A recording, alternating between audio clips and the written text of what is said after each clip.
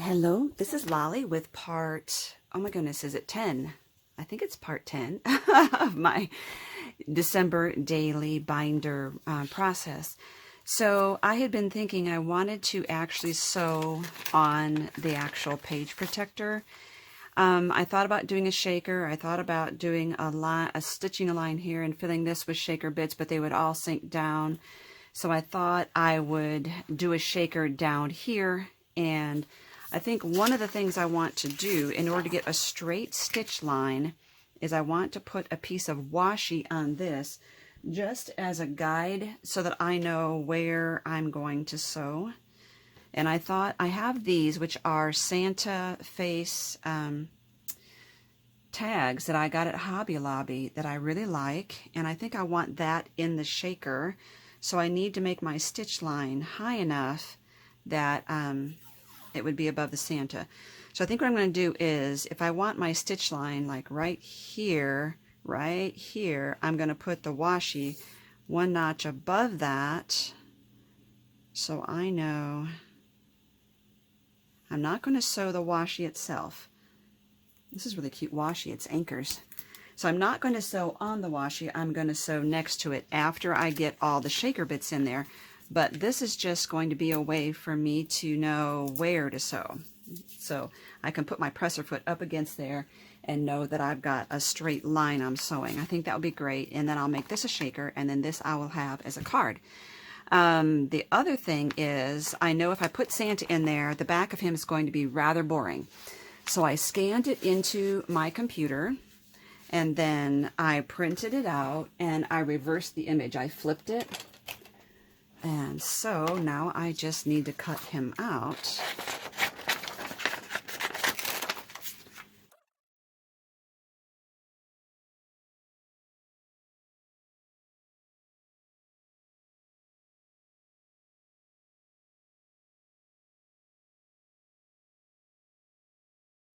So this should fit there. It's not as bright as the original, but it will be just enough color and image on the back to make it worth my while.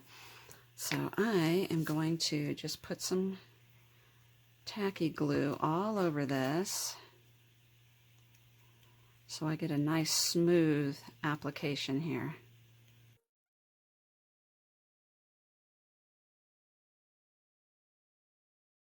So now I at least have a better image on the back as well. Okay. So now I can put him in there, and I realize that he will flip all around inside there. I could tack him to the bag so that he wouldn't slide around, you know, because he'll probably end up like sideways, face down. So I could put a little tack on him, but then it would also make all the glitter kind of, the sequins would stick to all that tackiness. So I'm thinking I don't want to do that. Okay, so let's see what else I have that I want to put in here. I probably should give it a little bit of a run through with this anti-static thing here. Just kind of rubbing it along the bag here. There we go. And I do have an anti-static bag, not the brush, a bag that's in my shop too. I'll give you the link to that. So these were really cute bits that I had gotten also at Hobby Lobby. They are tiny, tiny buttons and little cookie cutters, Christmas-shaped cookie cutters. They are so adorable. So I think, yeah, they're just falling out because this bag had already been opened. But there's a gingerbread man in there. They are so adorable. I'm just going to drop these on and let them fall in on their own. I got a gingerbread man, and I'm going to put the Christmas tree in there. And then the little buttons are triangles and flowers and hearts. Let's see, I have a gingerbread and I have a Christmas tree. I'm putting a heart cookie cutter in there now. There we go. So that's the buttons, and now I want to add some sequins, etc. I'll pause the video and clean up. Okay, now I need to get out the colors that I want, and I had used some of the Christmas tree sequins in my last video. Let me get this back under here now. Okay, did it again. I started dumping things in here, forgetting to restart the video. So I added some green Christmas trees. I added, so far I have, besides the button mix, I have small and large red sequins. And I have some solid white and some clear swirly ones. They're kind of translucent. So now I'm going to look and see what odd shaped things I have to go in there. It's looking very Christmassy. But I want to see if there's anything in here.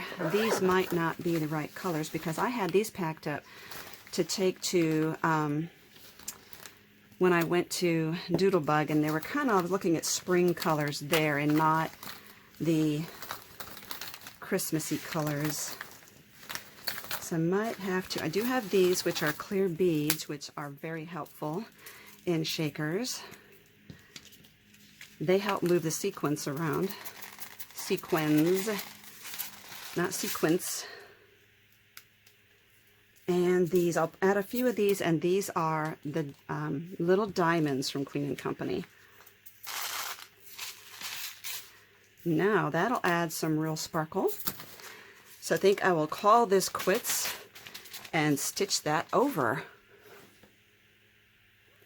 Okay, here we go. Now you could use the fuse tool for this as well. I chose to stitch on it. And I'm just cutting off most of these threads here. And now I can pull off my washi. If I wanted, I could put decorative washi on there just as a way of covering up the stitch line. So here we are. See if I can zoom in here. And you can see the stitch line right across there. Okay. I could have definitely put a lot more sequins, etc. in here, but what I was thinking was that it would be so fat that it would really warp as I was trying to stitch a flat line across here. So now I can make a paper insert for this one that's 5.5, because that hasn't changed. It's just this is going to be 5 1/4 at the most, or 5. 5 1/8 would be better. 5.5 by 5 1/8. So I need to look into my papers and see what works with this. Let's look at the 6-inch paper pad and see if there's anything in there that I really like. Not too bland. I really don't want to go blue because I have all the red and the green here. Although this one here, for instance, has all the colors in it, the red, green, and blue. I want these as borders. That would be cute. I know there's glare on this, so let's see if that looks better. That green one would be good too.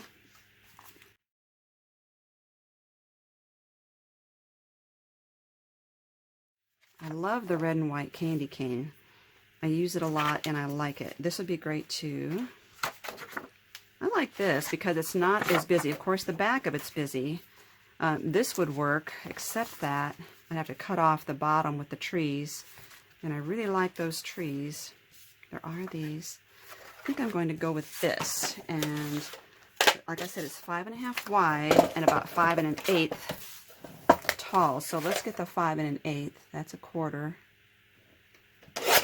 So I can cut off that little hole at the top here. And now I said 5.5. Okay, that looks great. Alrighty.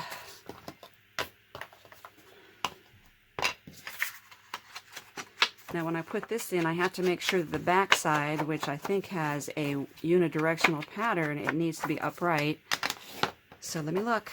Yep, this is the way it needs to go in here because of the back. So that would be great. And I love that, like I said, now I have this Santa is reversible there. Okay. Now, I also have done a video quite a while ago about how to reverse an image. The purpose was so that you would have a front and a back for a paper clip, but it works for any image you have and that you scan in there. So this is using a Word document, and I will give you the link below to that video. So now I need to do some decoration on this one. Okay, I'm thinking about the back first. I think I want to put a mat in here, and this is almost the right size that way, but I need to cut it off here.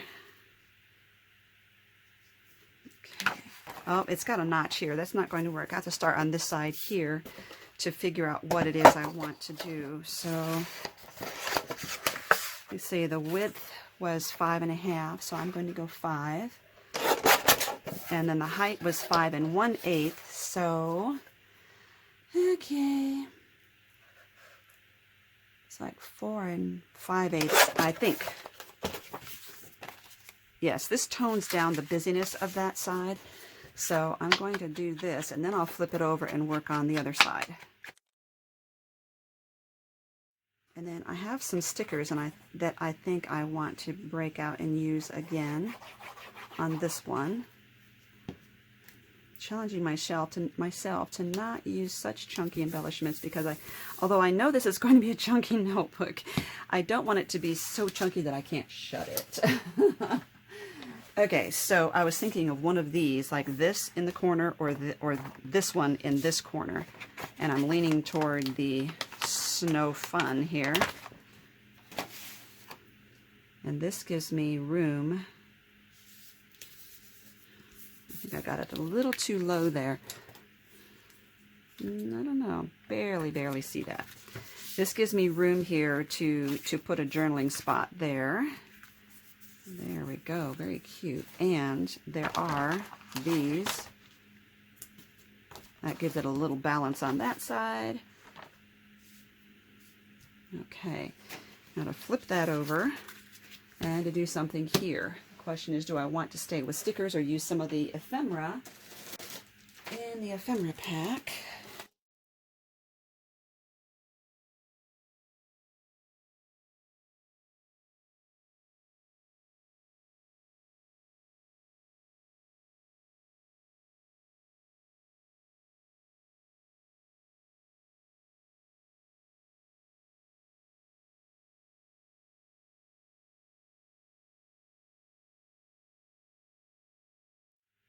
Cheeriest of Seasons. I like that. And I'm going to get these out as well.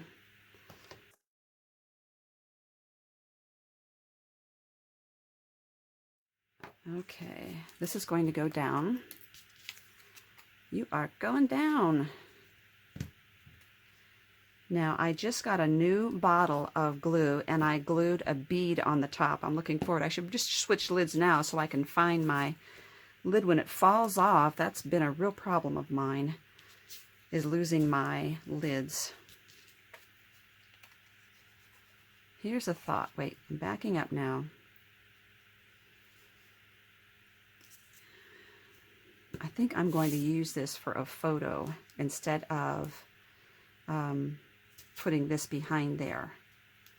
So I might do something like this and make this a photo spot, which means I want this to sort of be a pocket that a photo can slide into. So I'm just going to glue the sides and the bottom.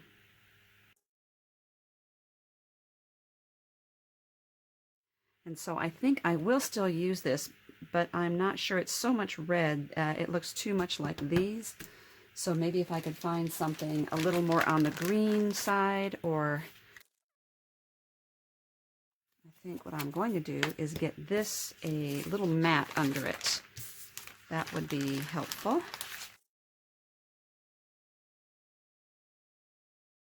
Sometimes I don't measure, I just put the item like I'm doing now on the paper, rotate it around and cut it down to where it visually looks right to me, instead of worrying about this is 2 by 3 or something like that.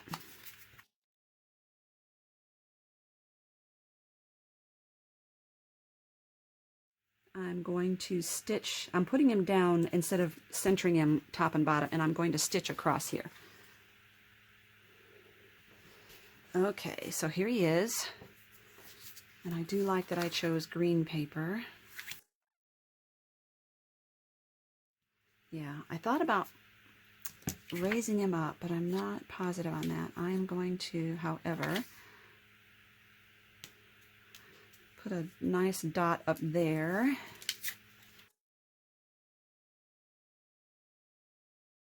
Okay, I'm going to resist the urge to raise him on foam.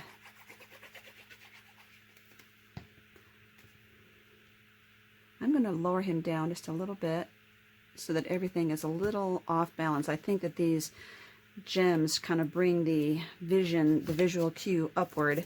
So I lowered it just a little bit. And now I'm thinking maybe like right here,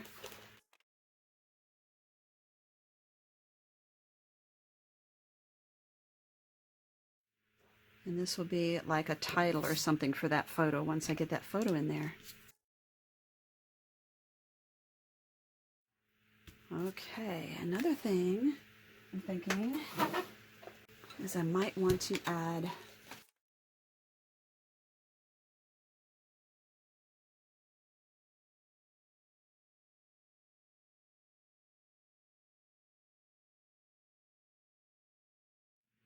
okay. So now all I need to do is stuff this into its pocket, and then we need a number or numbers for the front and the back.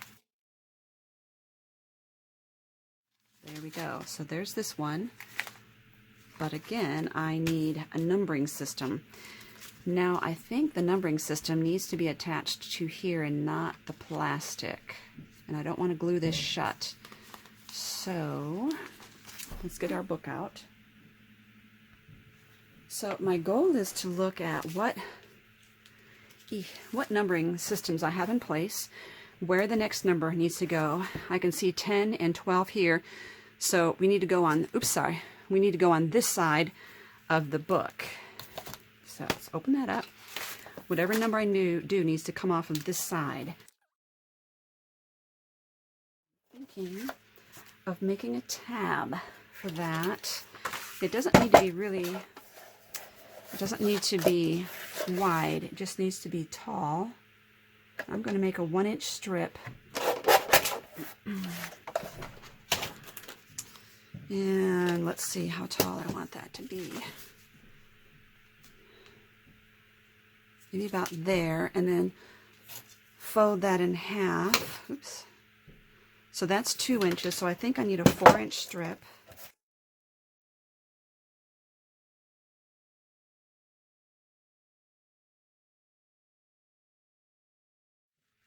So I'll make sure it wasn't going to interfere with anything on the back.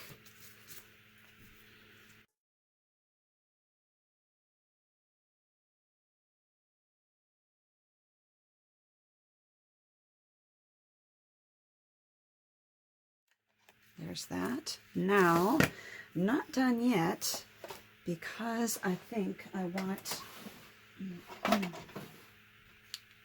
maybe a star punch or something. Let me think here. I don't think this is big enough to actually show through the circles. Okay, now you notice I have 12 on here. That's because I used something else for 12 that was already pre-printed, so I don't need 12. I just need 13 and 14. And I'm just thinking, let me punch one of these out and see. Really don't think that this star would show through. No, it's not quite showing through well enough. And so I could cut out a star on my cameo.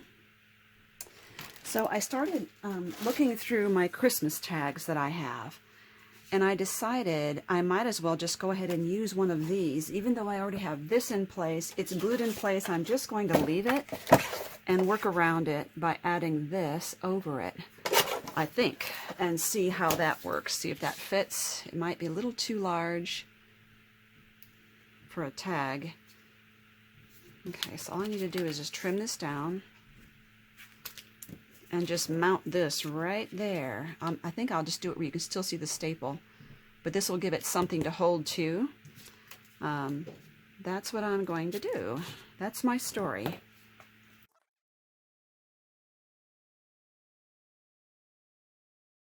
I'll flip this over. So this is just serving as a spine to hold my little tag in place. And it's using up all those Christmas tags that I have had in my stash and haven't used. And it's a nice different shape to add to the top of my book. I see these really aren't adhered to anything, but I think it'll be okay because it's going to be down into the book. We'll see what happens. If it creates a problem, I could put washi across there. I might even do it now. That might help to hold things in place. I do have washi, so we can use this. That is part of the collection.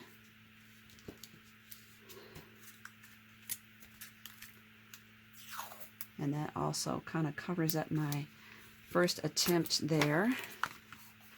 Yeah, that helps to anchor that a little better. So now I just need to trim this up.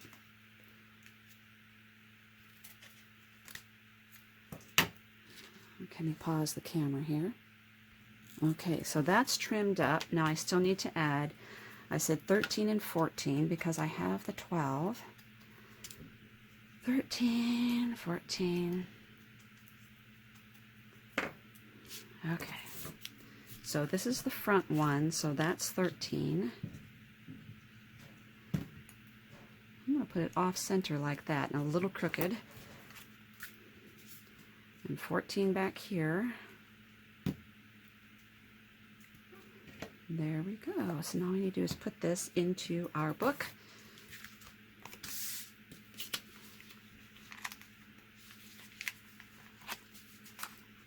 Alrighty, and this has room for a photo on the front in that pocket there, and it's got room for a photo and or journaling right here. So again, our last step is always to put this in the book. So let's get this in here. And if I run out of journaling spots for any of these, I could just take a journaling card, punch holes in it, and stick it right in the middle between two pages. Okay, so now I see how high this is. I could have tested it out first to see if that's too high. I mentioned in the beginning that I wanted to vary up the height and shape and sizes and materials of all of my tabs. I think looking back, I probably, let me get this level for you right there. You can see how high that is. I probably would have changed that and lowered it had I tested it out first. I'm going to stay with it the way it is and just move forward from here. And so they'll all be different. And so I will add some high, some low. So here we are. It's coming along. There's the chunkiness. It's getting really full. So this is day 14 taken care of. And this is how many days I've got left. Forget the 12. I've got all these left to do. Thank you for watching this series. It's been a blast. I am so enjoying putting this together. Thank you for watching, giving me a thumbs up, and subscribing to the channel.